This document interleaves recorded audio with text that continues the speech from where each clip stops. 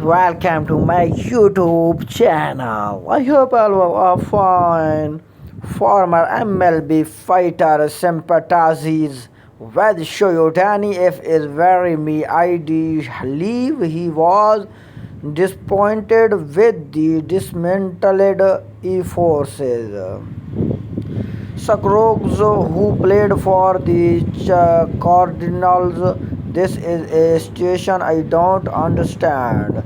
I was reported in the US media on the 29th and 13th Japan time that the Angeles 2 warm pitcher Shoyotani belongs have placed 6K players on waivers at offer that the IM is to reduce the team's total announced salary is the six players are now free agents, but it also appears that they have given up on the playoff.